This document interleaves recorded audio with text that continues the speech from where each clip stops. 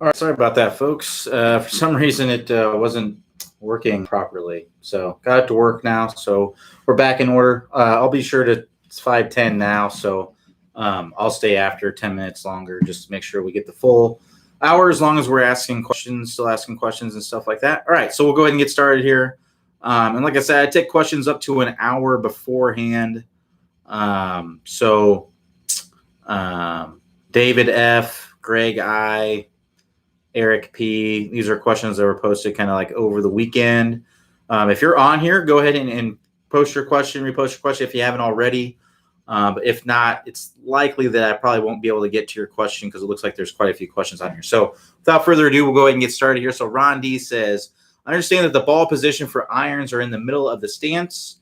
Are the hands forward of the ball? And if so, how far? Same question for the drive. I think he means driver, not driveway, and fairway woods. Thanks. That's a good question. Basically, the short answer to the question is it doesn't matter. It doesn't matter where your hands are. It doesn't matter very much anyway where your hands are addressed. I would just say relax, and wherever your hands are at address, then that's where your hands are. If having your hands more forward of the golf ball helps you to come into contact better, then that's what you should do. If having the hands further behind the golf ball or having the shaft straight up and down makes you hit the ball better, then that's what you should do. So it really comes down to what gives you the best results at contact, and that's what you should really do. There's really no if you can have that club way forward, and if that gives you great contact, then that's what you should do. So it really comes down to whatever works the best for you. That's what you should do. That's what gives you the best contact. Same thing for driver and fairway widths. Now, I'll tell you what I do personally I hit the ball a little bit better if I have my hands in front. If you look at Adam Scott's swing, he has his hands pretty much straight up and down. So to kind of show you what I'm talking about, if I have a wedge, which a wedge I would play roughly about in the middle of my stance, right? I will have my hands a little bit ahead of that. That's just what feels the most relaxed to me. And if you're following the Top Speed Golf system and you have a nice stable spine here, and where you are angled away from the target very, very slightly, if you're like that, that's typically going to drop your trail hand lower, right? And it's just going to make it a little bit easier to have my hands a little bit more in front of the ball. That just feels more natural to me. It would feel unnatural for me to be like this. That's just the way it feels like to me. For you, that may feel natural, and for you, that may help you to get into a great impact position. So just the main thing to understand here is just because you get into a certain position at address, that doesn't mean that's what's going to happen at impact. I see people all the time who have address positions like this and then come into contact like that.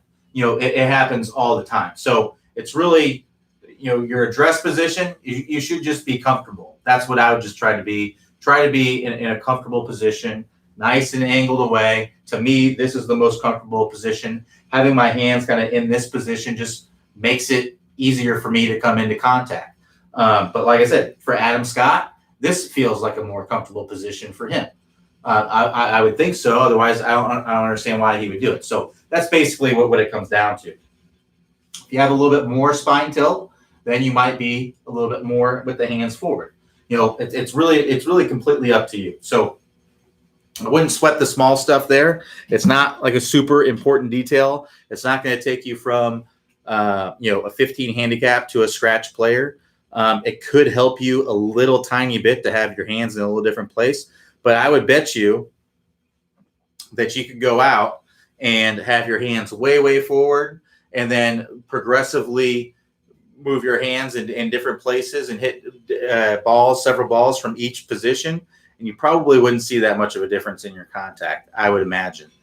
Typically not. So not something that I would worry about too much. But in general, what you're going to see is most tour players are going to be a little bit ahead. It's general. But not all. And then with the driver, because the driver is further up in the stance, you're typically going to see either that shaft kind of straight up and down, or you might even see it a little bit angled in. Typically, you're not going to see people with their hands way, way out here with the driver further forward in the stance. So, like I said, it's not going to be a game changer, but I would just do what's most comfortable for you. All right. Brian Anthony R says, could you describe the similarities or differences between the TSG method and the stack and tilt? So I'll tell you right now, I'm not familiar with all the details of stack and tilt, but I understand that stack and tilt is basically, and I could be completely wrong about this because I was not a member of stack and tilt. I didn't know, or I didn't try to follow stack and tilt, so I'm not 100% familiar with the methodology, but my understanding is that basically there's no weight shift. You just keep your weight on your lead side the entire time. So basically you would have your weight on your lead foot and you would keep it there as you go back. And then you would just always have your weight on your lead foot. So basically you're stacking and you're tilting forward and then you come down and hit through. So with the Top Speed Golf system, you're angled away from the target. You are loading up, getting a full shoulder turn. If you're doing the stack and tilt, it's going to be a little bit harder to get a full shoulder turn. And like I said, there could be stack and tilt people that are in this chat or whatever. They could be saying he doesn't know what he's talking about. And that is completely fair because I'm probably not the best person to ask about the stack and tilt because my understanding is that you just keep your weight on your lead side throughout the whole swing. Now, you can swing the golf club that way. And I actually chip and putt for the most part that way. Not putt, but I chip and pitch pretty much when I'm hitting chips and pitches. I pretty much keep my weight on my lead side because I don't need power when I'm pitching and chipping, right? I need accuracy and I need precision. So I don't need to have a big weight shift. Now in my full swing, I want to have power and I want to have accuracy. So I'm going to load up. I'm going to load up as much as I can. I'm going to get on my lead side, and that's how you have a very powerful swing. If you look at any powerful athletic movement, there's not a single powerful athletic movement or that I know of anyway, where you keep your weight centralized in one place. I just don't see any. If you think about a baseball pitcher, right? A baseball pitcher, when they get in their windup, they kick up the leg, they load up on their leg, and then they fire toward the plate. There's a momentum shift from their trail side to their lead side.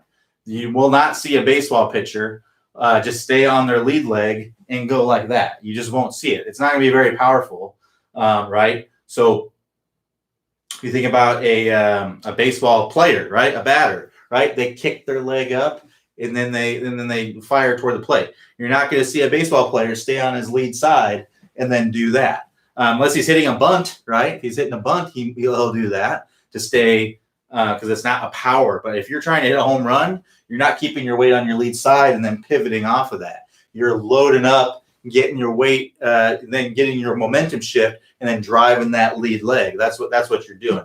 You think about a basketball player, going to dunk it, right? They're going to squat down and then they're going to fire up. You're not going to see a basketball player just pop up in the air, and they're just not going to do that. So there's a loading phase in any powerful athletic movement. Excuse me.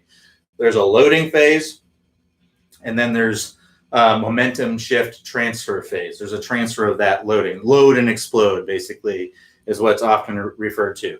You're not doing that in the stack and tilt. Or you're not doing it in the most powerful way. You could say that you're going up to the top, you're kind of loading, but you're loading on that lead side. There's no momentum shift. So I think it's not a very powerful way to hit the ball. And I've never known anybody who does stack and tilt who is a long hitter, who is a powerful person. And I could be wrong, but that's just what I feel about it. So basically, the Top Speed Golf system, the way that we look at things is that, there's no wrong way to swing the golf club as long as you're doing the Top Speed Golf system. And so I think technically you could do the stack and tilt and it'd be difficult to match the Top Speed Golf system. But I think it'd be tough to get a good shoulder turn if you're loading on your lead side. I just think it'd be difficult to get a good shoulder turn.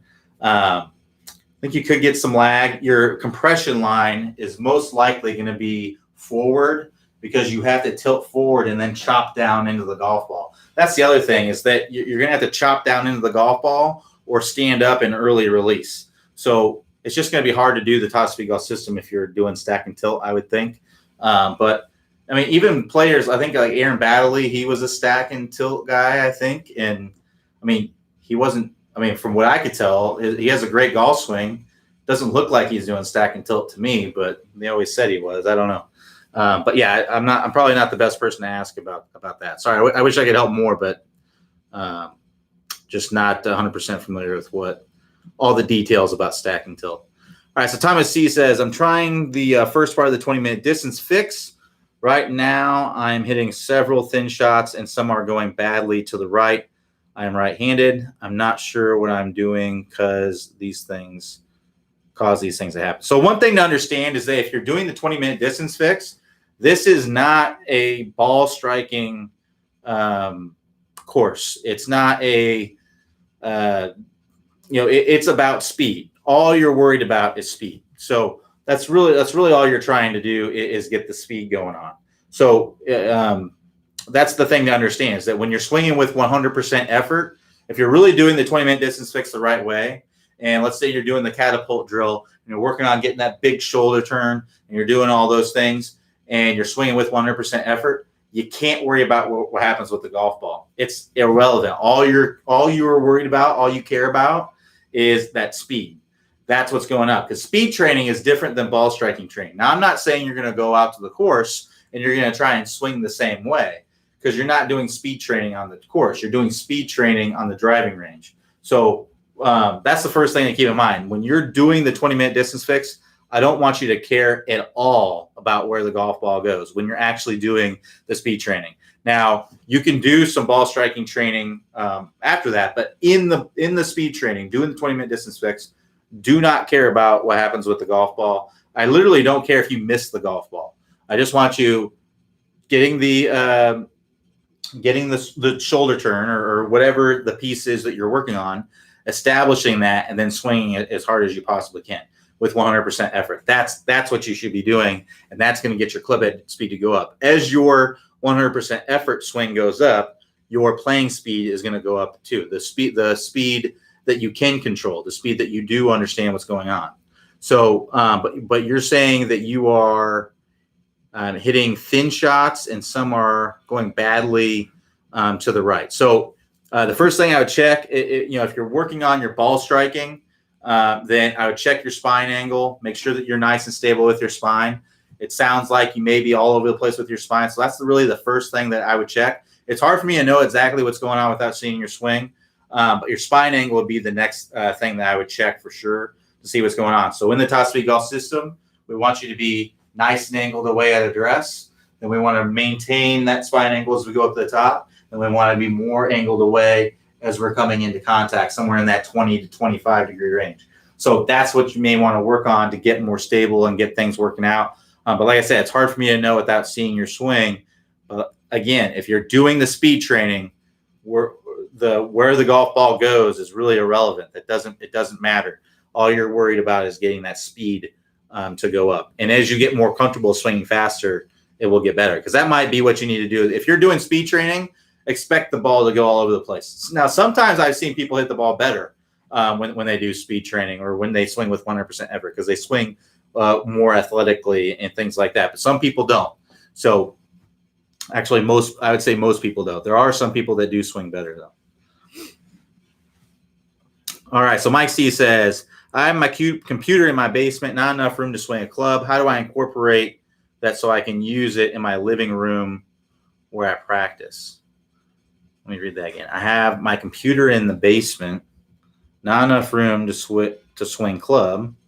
Okay. How do I incorporate that so I can use it in the living room where I practice? I guess you're wanting to use your computer and swing the club at the same time.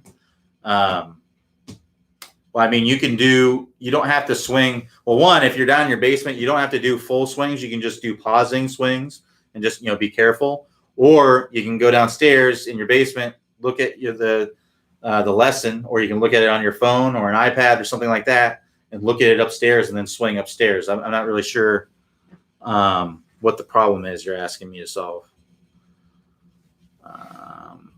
So Wayne V says, how important is it to keep your head behind the ball at impact?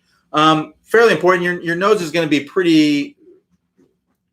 It's going to be pretty close to the ball or behind the ball, depending on what club you're hitting. Obviously, if you're hitting driver, the ball is going to be further up in your stance, so your head definitely needs to be behind the golf ball. If your head is on top or ahead of the golf ball, man, you're really sliding forward.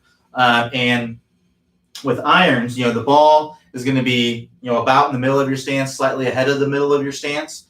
Your head's going to be pretty much right on top of the golf ball, maybe slightly behind it. And really what it comes down to is it's really important because it has to do with your spine angle, right? So if your spine angle is vertical, right? So if I'm coming into contact, my spine angle is vertical like this, my head's going to be ahead of the golf ball, right? It's not, you can't really come into contact like that. Like that's not going to happen. I'm not going to be vertical and have my head way behind, or have my head behind the golf ball. If you're vertical, you're most likely sliding forward and your head is ahead of the golf ball. So, and if I'm too far angled away, right? So if I'm coming in like that, typically going to be a chunk, my head's too far behind the golf ball, I'm too far angled away. So really what it comes down to is, I think too many people put too much emphasis on what the head is doing.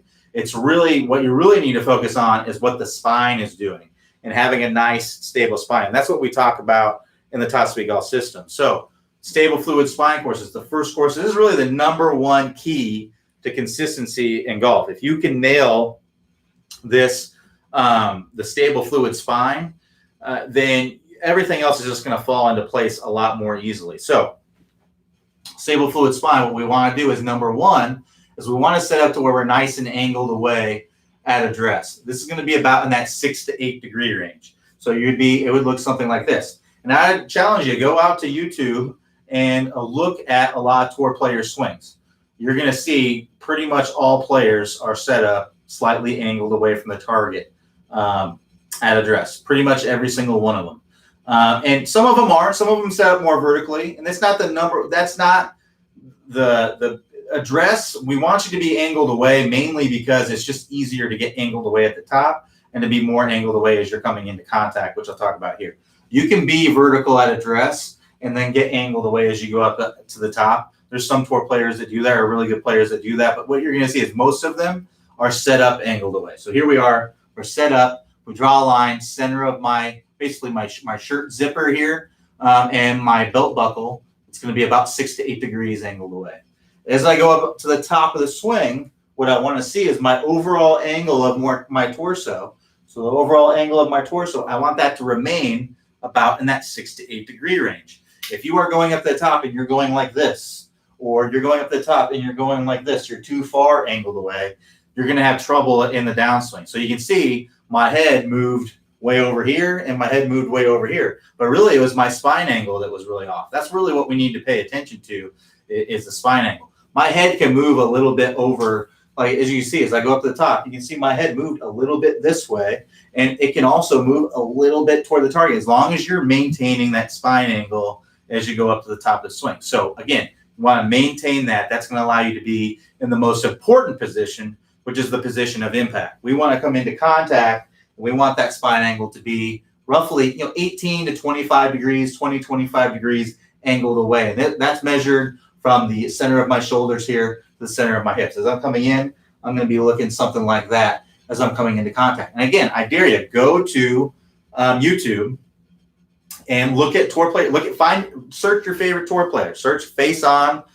Some of my favorite golf swings: Rory McIlroy, Tiger Woods, Adam Scott.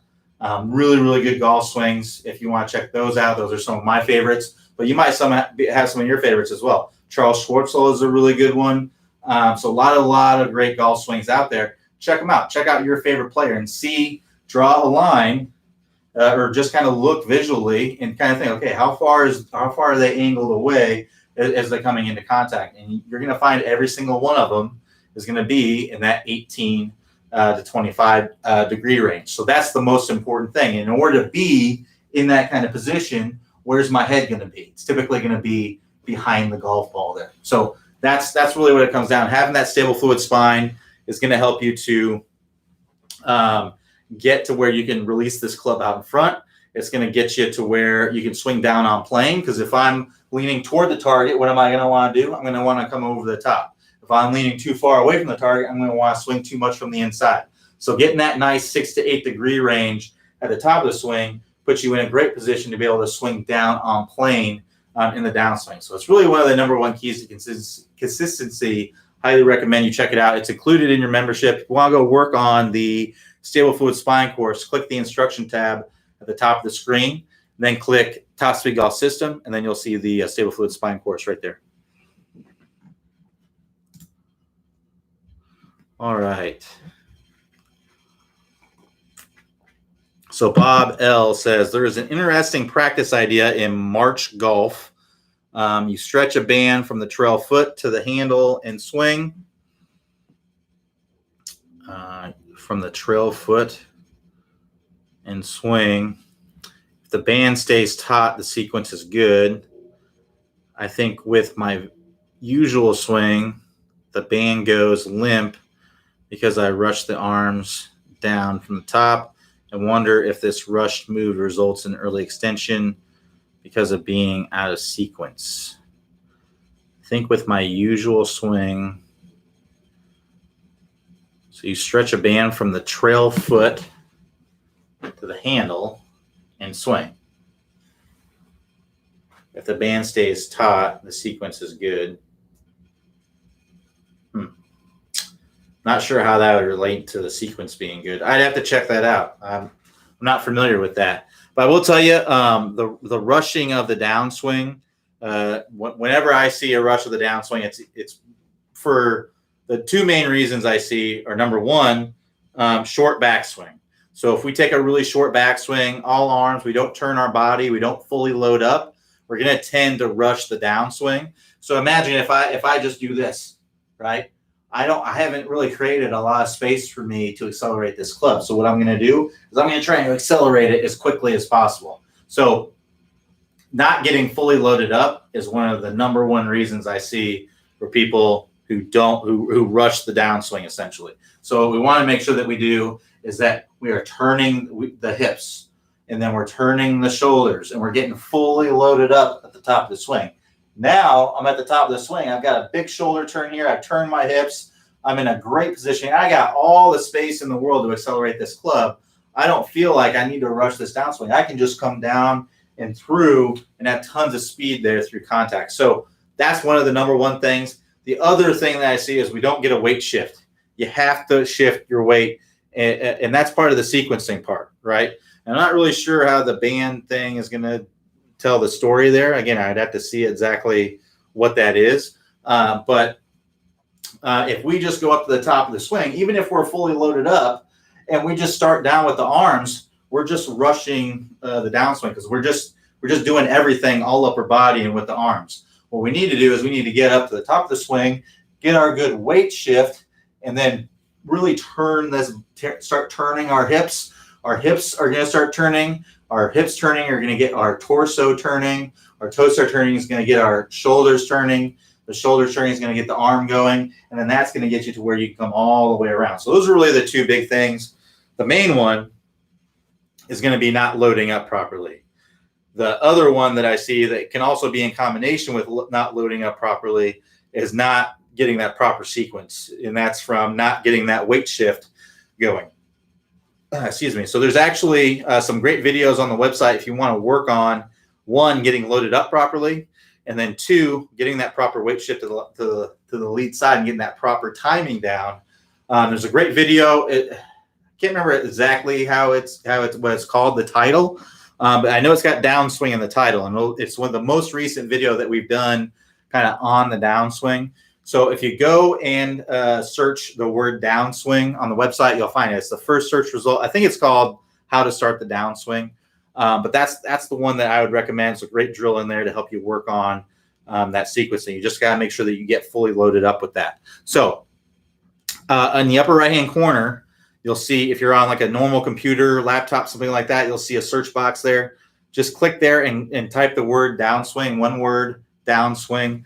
If you're on a mobile device, in the upper right-hand corner, there's going to be an icon there that is 3 horizontal lines. Click that icon. That's going to expand a menu. If you scroll to the bottom of that menu, you'll find the search window. Search that. And if you're looking for anything in particular, that search engine works great. If you're working on something on your slice, you're working on something on grip, you're working on, whatever it might be, a keyword search, you'll likely find something. We've most likely done a video on it, or 2 or 3 or 4 at some point. All right. So Nicholas D says, when taking a grip strong neutral, does the club head still look square at address or weak? Yes, you still want to keep the club head square. So now that's not you don't have to, but in general, that's what you're going to do. You're going to line up the face square, but that doesn't mean that if you line up with an open face, you can't square it up at impact.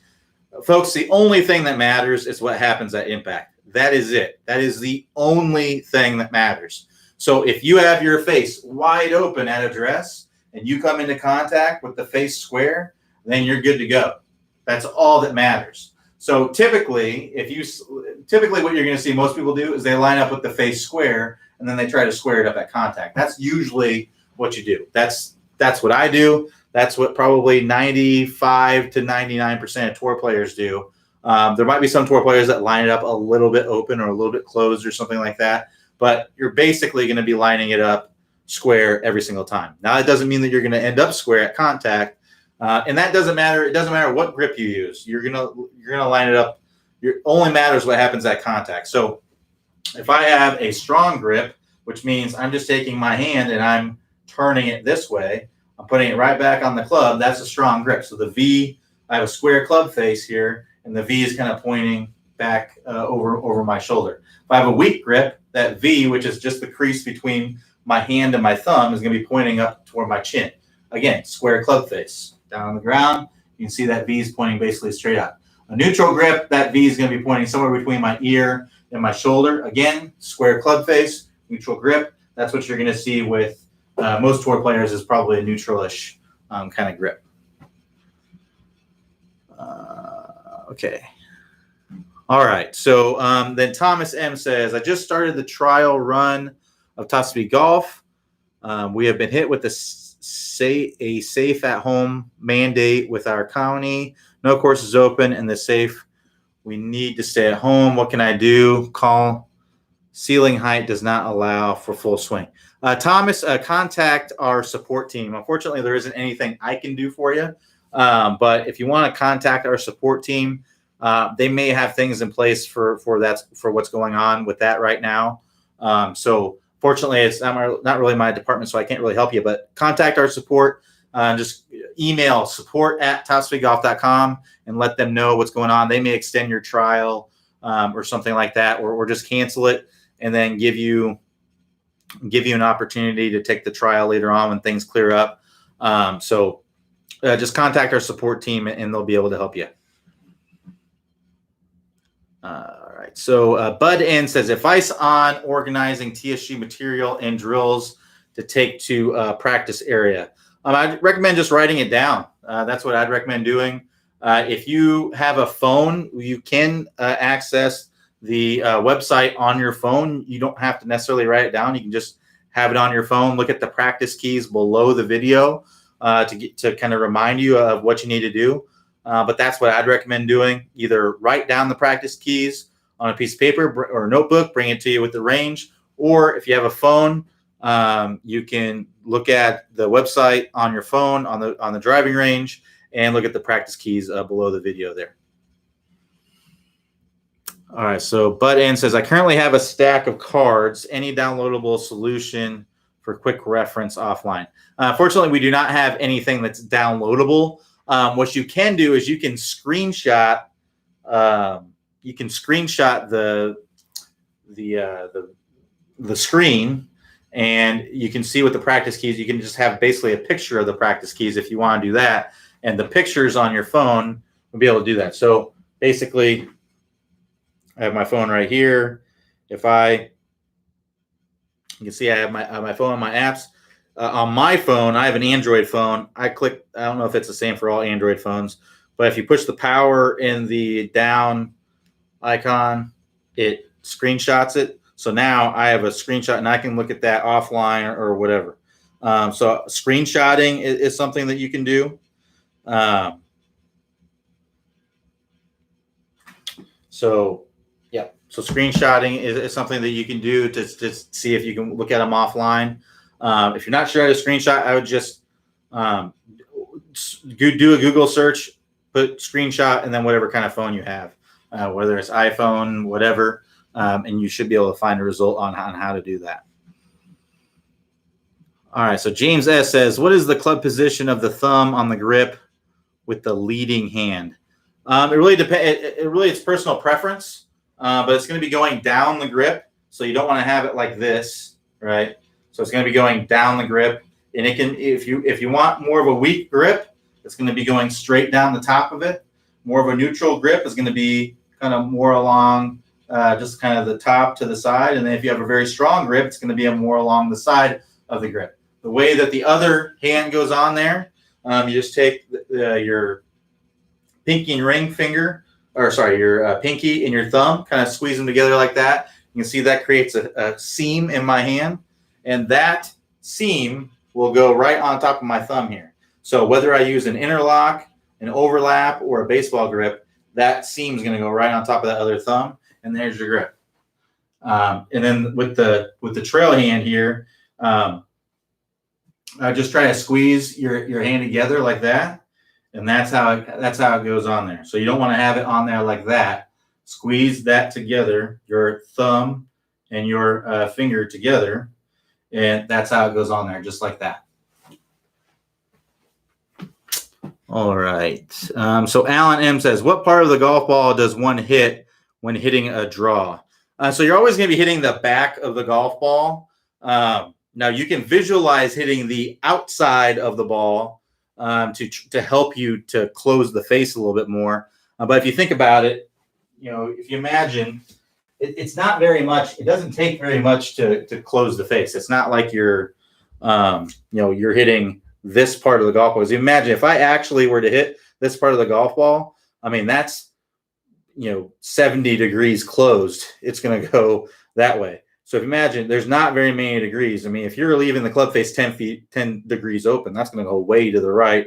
Or, for a right-handed golfer, 10 degrees closed, that's going way to the left. So typically you're going to be a few degrees here and there. And if you think about it, if you go a few degrees here and there, if you look at the back of the ball, so if you look at it from this angle, so if I go a few degrees that way, a few degrees that way, you can see I'm still basically on the very back of the golf ball.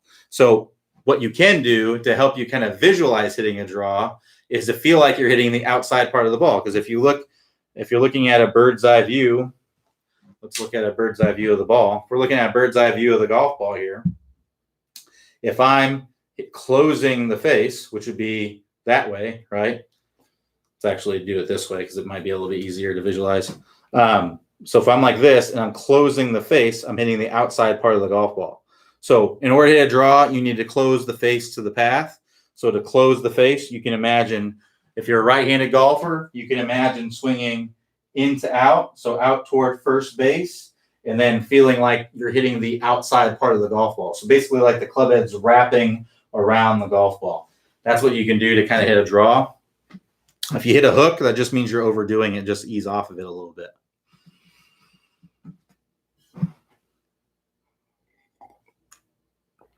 All right, so Jim G says, in order to get shaft lean, Clay says to turn your left hand so club face is almost facing the ground when your club is parallel to the ground on the downswing. He demonstrates this with an iron. Do you turn your driver the same amount at that point? So a couple things about I think Jim is talking about the 1.2 drill from the move that compressed the heck out of the ball drill. So one thing to understand is that this is an exaggeration. This is not really what's happening in the golf swing. It's an exaggeration to help you get the feeling of what you need to be doing. So that's the number one thing there, is that this is an exaggeration. You can go online and look at tour player swings, and if you pause the swing, at this point in the swing, you're not going to see the club face like this. right? You're going to see the club face is going to be probably more like in that range, right? It's an exaggeration to help you feel that, because most people have this club face like this. The face is kind of open as they're coming in, and then to get that square, they'd stand up and flip through contact. So it's an exaggeration. It's not really what's happening. The other thing to understand is that this isn't the point necessarily that is happening. It's happening all in the downswing to get to this point. So I don't want you to feel like you're coming down here normal, and then you come right here, and then you do that, and then you swing. I want you to feel like as you're coming down to this point, you're getting that club face shut down. So from the very top of the swing, you're shutting that face down to that point. That's what I want you to feel like when you're doing that, because it's happening from the top of the swing down into contact. I don't want you to feel like your whole face open, face open, face open, and then you get here, and then you turn it down, because it's too late at that point. Things are happening too fast. So you need to get that feeling from the very, very top of the swing. The other thing that's important there is it's not just the left hand. You mentioned that we're turning the left hand. It's also the trail hand. If my trail hand is fighting my left hand, it's going to win. It's your dominant hand, right? So if you're right-handed, your trail hand is going to win that battle most likely. Imagine if your arms have an arm wrestling contest, right? Your dominant arm is most likely going to win that arm wrestling contest, right? So it's going to win. It's going to want to. If you turn this handle down, your trail hand is just going to do that. So you need to have both hands turning that handle down as you're coming in. So that's going to be what's called wrist extension, where your knuckles are bending back toward your elbow. That's wrist extension. You need to be doing that as well as you're coming into contact. So those are really the main important things. Now, are you doing this with the driver? Yes, you're doing this with every single club that you are wanting to release the club properly with and square up the club face. So if I'm coming into contact and I'm doing this with my driver, I'm releasing that club early. I'm doing that with my driver. It's the same thing. The only difference is that with the iron, I'm contacting the ball here and it's on the ground. With the driver, I'm contacting the ball here and it's up in the air. That's the only difference. I'm still coming into contact, squaring that face earlier as I'm coming down into contact, and I'm wanting to release that club out in front. It's all the same. The only difference is that one, iron's on the ground, you hit down and through the ball, right? Make ball first contact. We have to do that because the ground's in the way. We can't hit up into the ball with an iron because the ground is in the way. You'll chunk it, right? Or you'll thin it or you top it. So with the driver, the ground is in the way, but we have some space. The ball is elevated, so there's a little bit of space where we can get bottom out the club and work it up into the golf ball, which is the best thing you can do for distance. So that's why we do it that way. If you could tee up every shot, golf would be a different game. Where we probably wouldn't have the same clubs. There'd be very, very different design of the clubs, most likely, and things like that. So it would be a very, very different game if we didn't have to hit shots off the ground. But off the tee, we can hit the driver and we can let the club bottom out and work up into the golf ball. So that's what we're doing there. So with that drill, that 1.2, again, that's not just where you're turning the handle down. It's happening from the very top down into the golf ball. It's an exaggeration. I forgot to mention that. It's an exaggeration.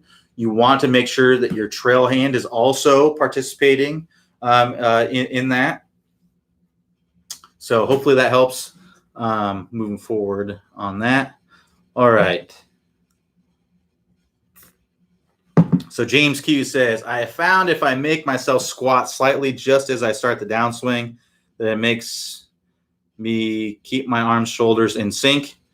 Any thoughts on that? Sounds like you're just loading properly. If you are kind of doing this where you just kind of stand up out of the backswing, it makes things a lot harder to get into sync in the downswing. You're also, not in a very athletic position when you're kind of going like this. So if you feel like you're kind of squatting down the backswing, you're staying in athletic position and keeping things in sync a little bit better. So that's what I would guess is going on. If you imagine a shortstop, right? So if you watch a major league shortstop, they're usually just not standing there with their legs straight and just kind of like this, they're in a very athletic position so that they can react very, very quickly and move.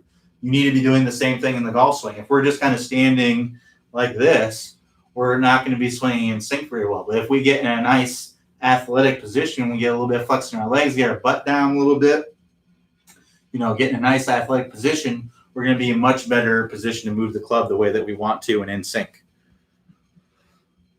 So Roy W says, how can I train myself, Tom, find the slot on the downswing? I think he means to find the slot in the downswing. I flight, straight pulls, and high slice. So it sounds like you're coming over the top. I would recommend working through our Never Slice Again course. That's going to help you to get that club working more from the inside or in the slot. So that's what I'd recommend doing. Just sounds like right now a natural feeling to you is to come over the top. So you need to train the feeling of swinging way too much from the inside. And then once you do that, you can ease off of that to get yourself right in the slot there. So I'd recommend, again, working through the Never Slice Again course. To get to the course, click the house icon.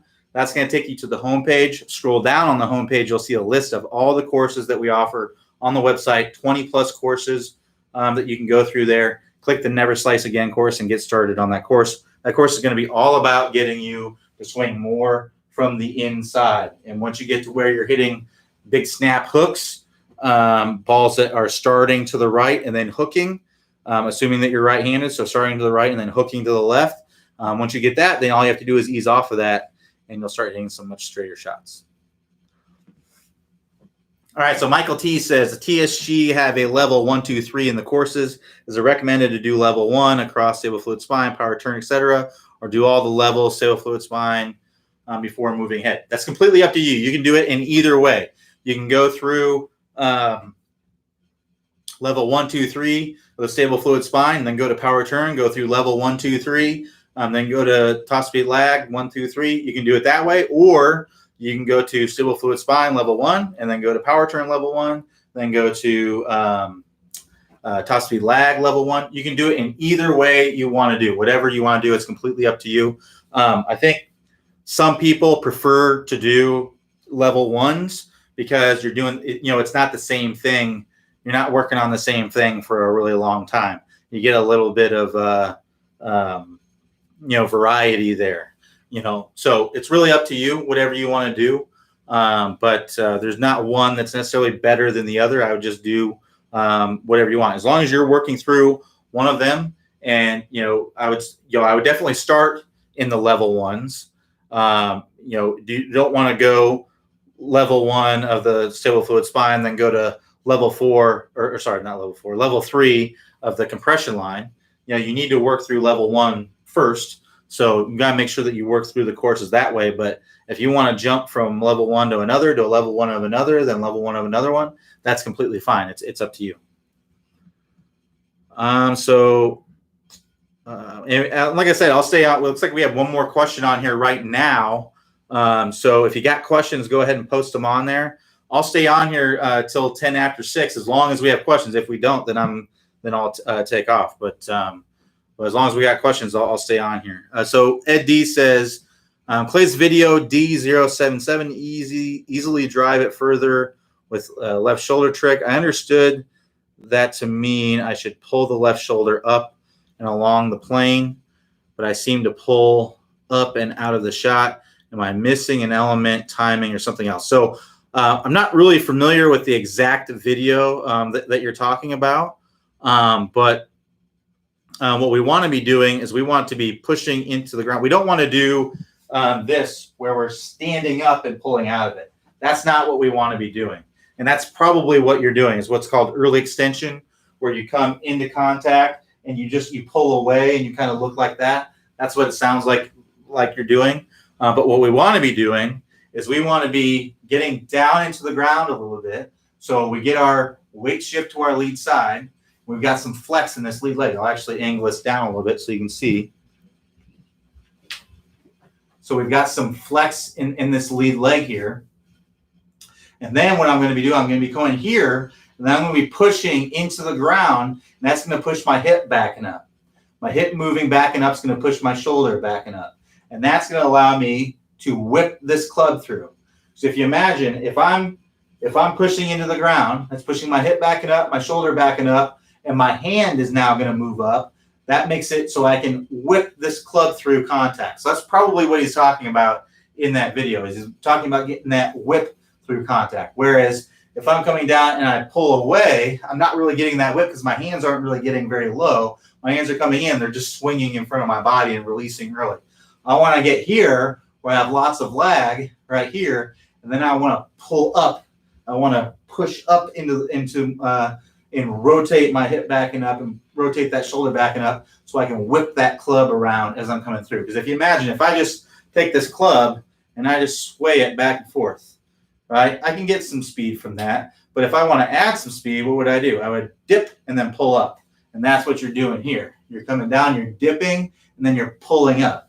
This club head moving up while the club head is the handle moving up while the club head is moving down and through, it accelerates it. So it really speeds that up and whips it through there. If you imagine, I'm a jump roper, right? I'm jump roping. I want to get that snap at the bottom. What am I doing? I'm building it up and then I snap it. I flick it down and then I pull up. That's what makes it go fast, is if I snap it like that. That's the same thing that you're doing in the golf swing. You're coming down and you're snapping it up as you're coming through there.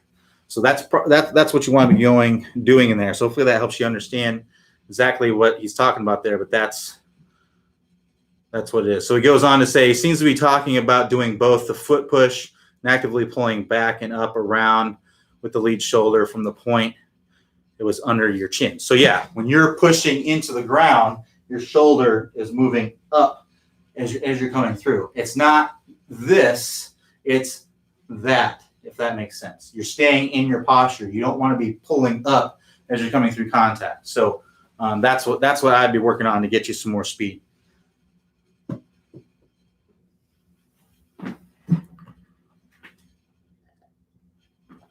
If you want to understand more about that, I believe there's a video in the compression line. It's called the whip the club through like a clothes hanger.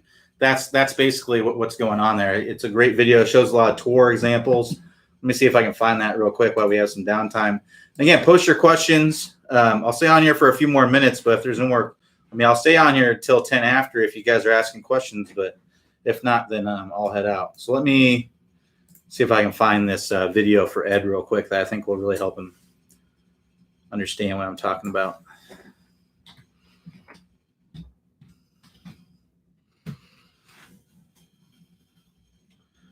Yeah, so it's 2.2. If you just search the word hanger, Hanger, 2.2, how to compress or how to increase club head speed, whip the club like a clothes hanger. That's a really good one to help you understand what I'm talking about there.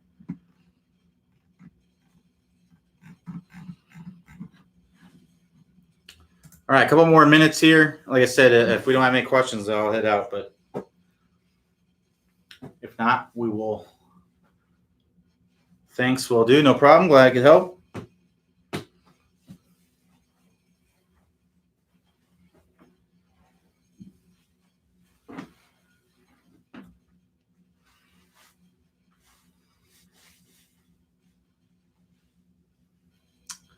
We got 18 people in here and no questions.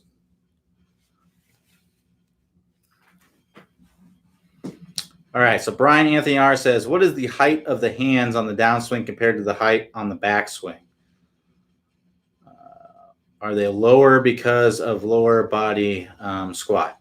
Yeah, they're typically going to be a little bit lower due to that, due to some forward shaft length. So yeah, it's usually a little bit lower. But some people have a little bit lower hands at address. Again, this goes back to kind of what I'm talking about before. Just because you are in a certain position at address, that does not mean that that's going to happen at contact. So I can be set up at address. There's some people that set up with really low hands. So I can be set up at address like this, right, with really low hands. That doesn't mean that that's where I'm going to be at contact, right? And I can be set up kind of like this, closer. I'm much closer to the golf ball. I'm standing more upright. And, to be in a good impact position, I would be, lower. And if I could set up like this and to get into a good impact position, I would be higher. So it doesn't necessarily mean that's what's going to happen. What you typically see is, tour player is going to be somewhere in this area, and then they come into contact and they're like that, and the hands are a little bit lower than where they were at address. But it really just comes down to, you don't, just because you're in a certain position at address, that does not mean that that's what's going to happen at contact. And you can have all kinds of different address positions. And really what it comes down to is what helps you get into a better impact position, because that's literally the only thing that matters, is how that ball or how that club comes into contact. That's the only thing that matters. You can look at hundreds of tour player swings, hundreds, and you'll see all kinds of things in the address, in the takeaway, all kinds of differences, tons of differences. You'll see tons and tons of differences. But what you won't see a big difference is, or you won't see a really big difference is in where this club, basically from here down to the golf ball, they're virtually all pretty darn close to the same. There'll be some subtle differences, but pretty darn close to the same thing you'll see in all of them. But you'll see vast, huge differences in address from tour player to tour player. You'll see vast differences to the top of the swing.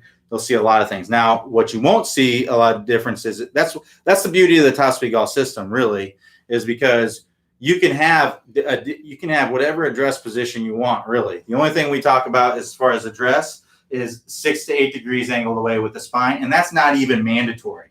That's not even something mandatory you have to do. It's just something that makes it easier to get into the positions that we want you to be in at the time when it really matters at impact. The most important spine angle is the one at impact. So being more angled away at address and more angled away at the top helps you to get into this more angled away position at impact.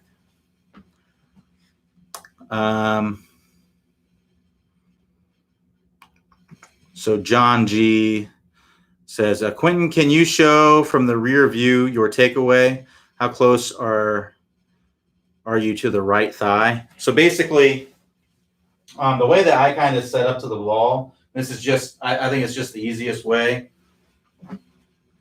to kind of think about it, is what I do is I'm going to get a little bit of flex in my knees. I'm going to get in an athletic position.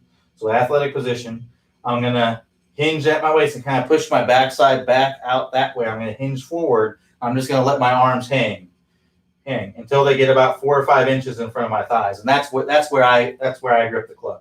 So that's basically the position that I'm in with everything. So this is just a nice, relaxed address position for me. Now my takeaway is going to look something like that. I'm going up, it's something like that. I take the club back pretty much right on plane. That's where I take the club back, right there. Now, some players will take the club back more like that. That's like a Ricky Fowler, Jason Day. They're taking the club back more like that. Some players, like a J.B. Holmes, they'll take the club back like this, way inside. Again, vast differences there, but coming into contact, we're all coming into contact like that. We're all coming into contact with forward shaft lean, square club face, body opening up. We're all coming into contact the same way. There's lots of ways to get there. And if you follow the pieces of the Top Speed Golf system, those are the most important ways or most important things to allow you to get into that good impact position. So how close are you to the right thigh? So if you look at it from this angle, so if I'm in my address, I don't know if you're talking about from which angle, John, but from down the line, I pretty much take it up straight. So my hands are basically right along above my toes, right above. Basically, my hands are right above my right toe here. And then if you look at it from face on, as I'm going up, so first parallel, I'm right there. So I'm going up, first parallel, I'm right there, just outside my toes, I guess, from looking at it from that angle. The main thing here in the takeaway is you want to make sure that you're getting a good shoulder turn to start with. So nice wide takeaway. It's one of the things that we talk about in the power turn course. If I were to pick up this club like this, if I just go all wrists, look, my shoulders haven't moved hardly at all. It's going to be a lot harder for me to get that big shoulder turn. If I get very little wrist movement here, and I do this all with my shoulders, you've probably heard the term one-piece takeaway, and that's where we have our shoulders, our arms, and the club our hands in the club, they're all one piece, right? So that's all one piece. If I bring those all back in one piece, the first parallel, look at how much my shoulders have turned. My shoulders have turned quite a bit. So it makes it a lot easier to get that full shoulder turn and lots of power when you do that.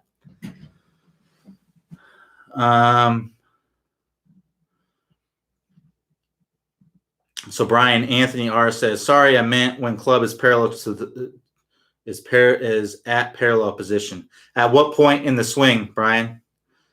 Downswing, backswing, what do you? I guess I don't know what you're asking. So at what height are the hands in the downswing compared to the height on the backswing?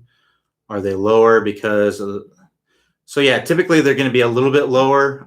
If you're talking about parallel to the ground in the downswing, it may be a little bit lower, but not much lower because you are squatting down a little bit. Yeah.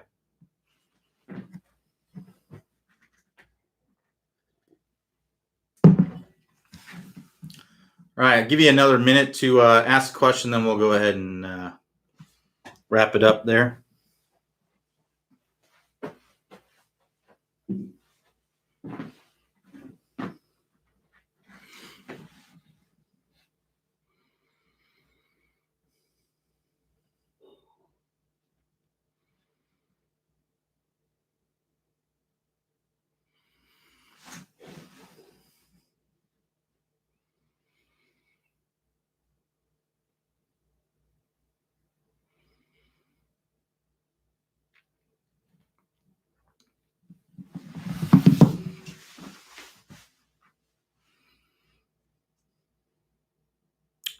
All right, so John G says, if using an alignment rod, where should the club be on the takeaway? If using an alignment rod, where should the club be on the takeaway? So this kind of brings me back. This is kind of the recurring theme of the office hours today, is that a lot of times, I think everyone's putting a little bit too much into what they're doing at address. And I understand it. It's completely understandable to do because it is somewhat important. But at the same time, we're really getting into the things that really don't matter that much.